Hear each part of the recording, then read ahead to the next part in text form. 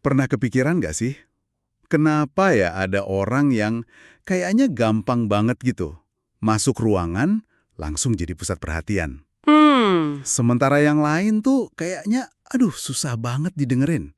Nah, karisma ini sebenarnya apa sih? Bakat lahir atau sesuatu yang bisa kita pelajari? pertanyaan bagus tuh. Hari ini kita mau coba bedah nih, sumber-sumber yang Anda kasih kemarin. Ada wawancara sama pakar komunikasi, Vanessa Van Edwards, terus artikel riset soal sinyal sosial, bahkan sampai, wah, perdebatan soal power posing itu loh. Iya, iya, yang sempat heboh itu ya. Betul. Jadi misi kita di obrolan kali ini, coba bongkar isyarat-isyarat sinyal-sinyal tersembunyi yang bikin orang lain ngelihat kita dengan cara tertentu.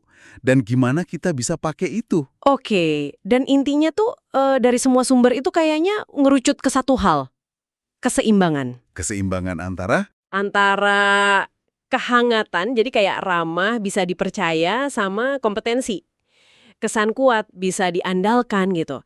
Nah, sumber-sumber itu bilang, ya ini inti karisma. Dan yang menarik, kita tuh ngirim sinyal ini terus-terusan loh. Seringnya nggak sadar malah. Lewat apa? Ya bahasa tubuh, nada suara, kata-kata yang kita pilih bahkan. Penampilan kita, baju, aksesoris. Mari kita coba urai bareng-bareng deh. Oke, siap. Kita mulai dari isyaratnya dulu nih. Sumber Anda bilang ada banyak banget ya, sampai 90-an lebih gitu, sinjal-sinjal kecil yang kita keluarin. Iya, sekitar 96-97 isyarat penting Dan katanya. ini bukan cuma gerak tubuh doang kan berarti? Betul banget, si Van Edwards itu membaginya jadi 4 jalur. Ada nonverbal, ya ini yang biasa kita tahu.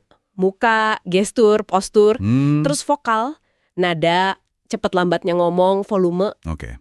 Ada juga verbal, jelas ya, kata-kata yang dipapai. Dan terakhir, ini menarik, ornamen. Ornamen, maksudnya? Ya, itu tadi, pakaian, aksesori, hal-hal yang kita pakai di badan kita gitu. Wah, kompleks juga ya ternyata. Nggak sesimpel senyum atau jabat tangan aja. Iya, dan otak kita loh, proses isyarat ini cepet banget. Artikel dari Mind Body Green kasih contoh bagus nih, kontak mata misalnya. Bisa nunjukin kita engage, tertarik. Tapi ya ini hati-hati, tiap budaya bisa beda artinya. Ah, benar juga. Terus lengan disedekapkan. Sering dibilang, wah ini orang tertutup nih, defensif. Padahal bisa jadi ya emang lagi nyaman aja gitu posisinya, Ban. Atau kedinginan mungkin, hahaha. Bisa jadi, bahkan arah kaki kita nunjukin minat kita kemana. Tapi, nah ini penting, kayak yang ditekankan di buku Body Language Communication sama risetnya Vincent Denault dan kawan-kawan, jangan sampai kita langsung plek kasih label ke satu isyarat. Maksudnya? Ya jangan jadi kayak kamus, lihat orang garuk kepala, wah pasti bohong nih. Nggak bisa gitu, konteksnya itu loh penting banget. Nggak ada kamus bahasa tubuh yang saklek. Oke. Nah, ini nyambung nggak sih sama siklus isyarat yang dijelasin Van Edwards? Yang katanya kita lihat isyarat, terus kita ngerespon secara emosi, terus kita ngirim isyarat balik. Persis, itu dia siklusnya. Jadi kalau ada orang kasih isyarat negatif ke kita, misalnya muter bola mata gitu pas kita lagi ngomong, Aduh, itu nyebelin sih. banget. Nah, katanya amigdala kita, bagian otak yang ngurusin emosi, itu bisa langsung nyala. Bikin kita otomatis ngerasa, wah nggak enak nih, nggak disukain nih. Terus gimana dong? Nah, disinilah gunanya kita paham risetnya Dr. Lieberman yang dikutip Van Edwards itu keren banget. Cukup dengan kita sadar dan ngasih nama ke isyarat negatif yang kita lihat itu, misalnya dalam hati aja bilang, oke itu sinyal nggak setuju. Itu udah bisa ngeredam respons amigdala tadi. Oh iya, cuma dengan dilabelin gitu. Iya, jadi kita nggak langsung reaktif, nggak kebawa emosi. Kita bisa tetap tenang, mikir, oke respons paling pas apa ya? Jadi intinya memahamun bukan cuma bereaksi buta. Menarik. Tadi kan disebut soal keseimbangan kehangatan sama kompetensi ya. Van Edwards juga nekenin ini kan. Banget. Dia bilang karisma sejati itu ya gabungan pas dari dua itu. Kalau salah satu doang gimana? Misalnya kompeten banget tapi dingin gitu orangnya. Nah, itu bisa bikin orang lain curiga atau jaga jarak. Kayak, ini orang pintar sih, tapi kok kayak ada maunya ya? Oke. Terus kalau kebalikannya, hangat banget, ramah, tapi kelihatan nggak kompeten. Ya, mungkin dianggapnya baik sih orangnya, tapi bisa diandelin nggak ya buat kerjaan ini? Jadi dianggap kurang cakep mungkin. Kuncinya di tengah-tengah. Oke. Terus gimana cara praktisnya biar seimbang? Ada tips isyarat spesifik nggak? Ada nih, coba kita ambil satu buat masing-masing ya. Buat kehangatan, coba deh pas lagi dengerin orang ngomong, kasih triple nod. Anggukan 3 kali tapi pelan-pelan. Angguk 3 kali. Efeknya apa? Riset bilang ini bisa bikin lawan bicara kita ngomong 67% lebih lama. Kayak kita ngasih sinyal nonverbal, saya dengerin banget nih, lanjutin dong. Tapi ingat, pelan-pelan ya, jangan kayak burung pelatuk. Haha. Haha, oke. Terus buat kompetensi? Nah, ini dari suara. Perhatiin infleksi di akhir kalimat. Jangan naik kayak nanya. Misalnya, nama saya Budi, itu kan kayak ragu ya. Iya. Coba pakai nada tegas menurun. Nama saya Budi. Mantap, gitu. Bahkan ada studi soal suara dokter bedah loh. Dokter yang nadanya kedengeran kurang yakin, ternyata risiko dituntut malah praktiknya lebih tinggi. Serius? Sampai segitunya ya? Iya, ini soal nunjukin keyakinan diri lewat suara. Wah, keren. Terus soal tangan gimana? Gestur. Van Edwards nyebutnya jendela jiwa ya? Betul, ada studi soal TED Talks tuh. Pembicara yang videonya viral banget, rata-rata pakai 465 gestur tangan. Hampir 2 kali lipat dibanding yang kurang viral. Wow. Katanya sih, nunjukin tangan kita, itu secara evolusi dianggap tanda aman. Kita nggak nyembunyiin senjata gitu ya. Sama pakai gestur yang nyambung sama omongan kita, itu penting banget. Oke, jadi isyarat nonverbal, vokal, semua ngaruh ya?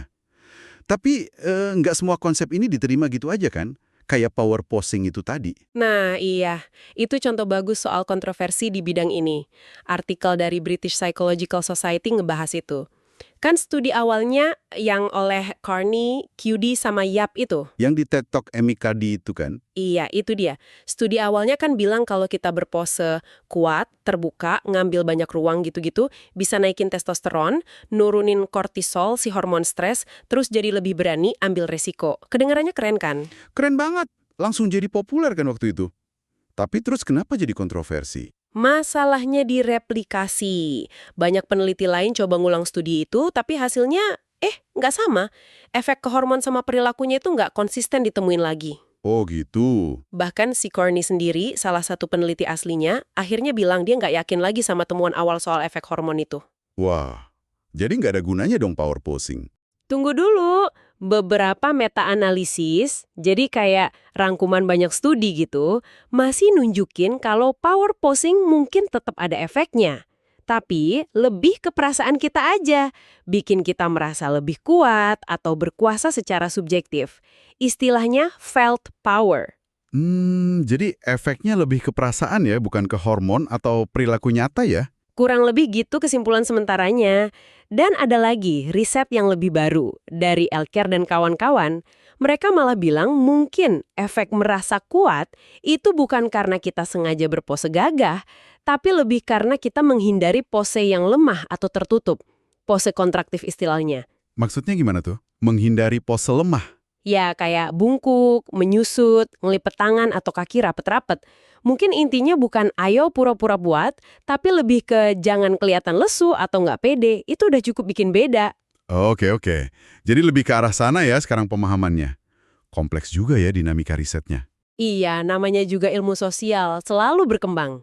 Jadi kalau kita tarik benang merahnya nih dari obrolan kita, karisma itu sebenarnya bukan sihir ya, tapi lebih kayak keterampilan. Sesuatu yang bisa diasah. Tepat. Kuncinya di kesadaran. Sadar sama isyarat yang kita kirim lewat omongan, suara, gerak tubuh, dan gimana itu bisa ngebentuk persepsi orang lain tentang kehangatan dan kompetensi kita. Dan nggak harus jadi orang lain juga kan? Nggak perlu, justru cari resep isyarat yang otentik, yang cocok sama diri Anda. Van Edwards malah nyaranin latihan simple.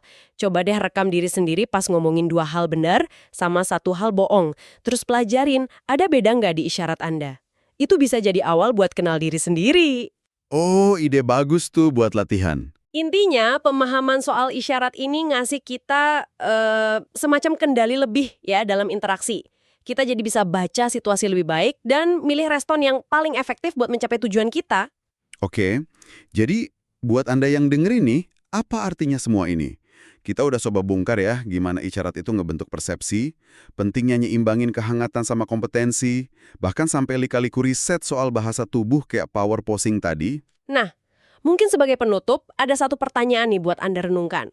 Kalau kita lihat semua kerumitan ini, konteks itu penting banget, terus ada bias bawah sadar kita juga. Bahkan Van Edwards nginggung soal sinyal kimia kayak bau ketakutan yang mungkin bisa kita tangkap tanpa sadar. Pertanyaannya, Apa tuh? seberapa jauh sih kita benar-benar bisa ngontrol 100% cara orang lain ngelihat kita cuma lewat mainin isyarat? Dan mungkin di titik mana fokus kita sebaiknya geser. Bukan cuma soal ngirim sinyal yang benar, tapi lebih ke ekspresi diri yang jujur, yang otentik, ambil tetap sadar sama dampaknya ke orang lain. Gimana menurut Anda? Sesuatu buat dipikirin lebih lanjut mungkin.